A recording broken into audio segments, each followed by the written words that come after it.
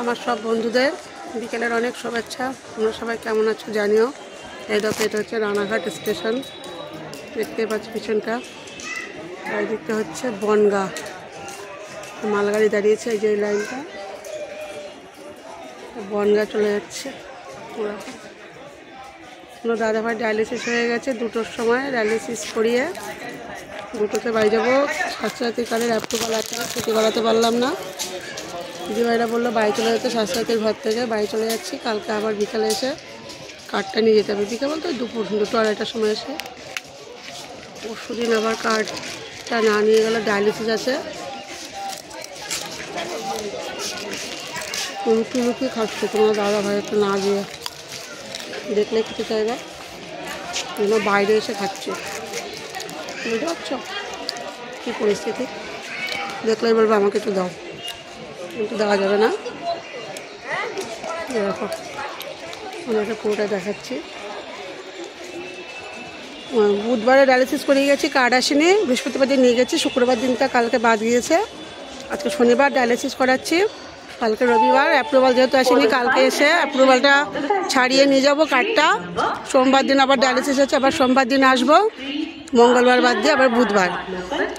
প্রচুর পরিমাণে জার্নিংটা হয়ে যাচ্ছে, বুঝতে পারছো? যে কিছু করার নেই, কপাল সবই হচ্ছে কপাল।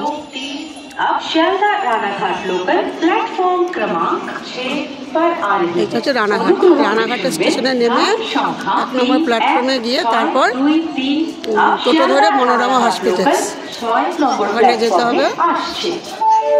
ওখানে ডায়ালিসিসটা হয়। ডায়ালিসিসটা এখানে খুব ভালো হয়, এখানকার ডায়ালিসিসটা ভালো হয় দেখে টাকার অ্যামাউন্টটা খুব বেশি। একটা দাদাভাই আমাকে কমেন্ট করেছে যে মোটামুটি কীরকম টাকা খরচা হয়।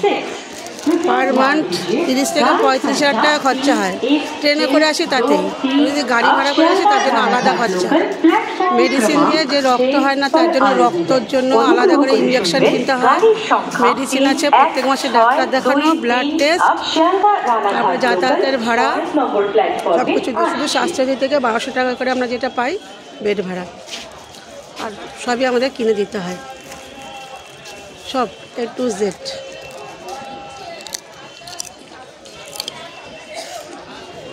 এই ট্রেনটায় আমরা যাবো, ট্রেনটা লালগোলা যাবে। দেখো কৃষ্ণনগর দাঁড়াবে, ওই ট্রেনটাতে আমরা যাবো। সিট রেখে এসেছি। বনগা চলে গেলো, বনগা বারাসাত।